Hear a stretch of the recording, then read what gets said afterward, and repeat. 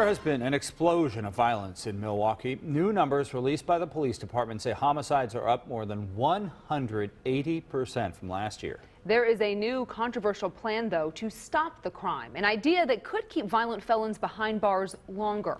Our Ben Handelman joining us from the newsroom now with more on that. Ben. Good evening, guys. Two state lawmakers have introduced a bill that would create mandatory minimum sentences for felons caught with guns. The plan is being praised by some law enforcement, while others say it will hurt the justice system.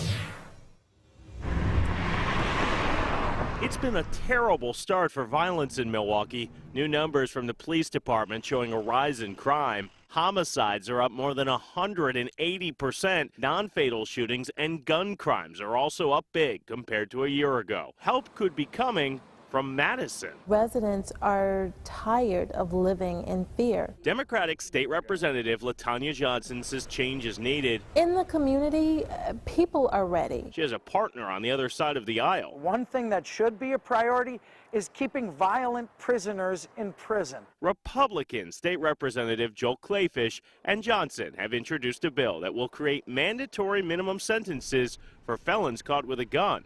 The new law says felons in possession must be sentenced to at least 3 years. If they're committing a violent crime with a gun, it's at least 8. So many of these crimes that have happened in the past month throughout the state and in the city of Milwaukee wouldn't have happened if judges would have sentenced these criminals to the maximum. Where are these lenient judges? You know, I'd like to know who these lenient judges are. Chris Amity, the executive director of the ACLU, has lots of problems with the proposal. The prosecutors will get all the discretion, and they can do things like use it to pressure somebody into a plea bargain. Amity says the law does little to deter crime. Clayfish agrees. This isn't going to deter a hardened criminal who wants to kill somebody. But you know what will deter them? Bars in front of their face.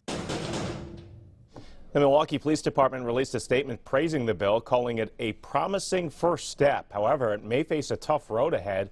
Similar proposals have failed before. The ACLU says groups like the NRA are opposed. The two state representatives say there is bipartisan support, so we'll have to see where this goes. Live in the newsroom, Ben Handelman, Fox 6 News. We'll be sure to stay on top of it. Thanks, Ben.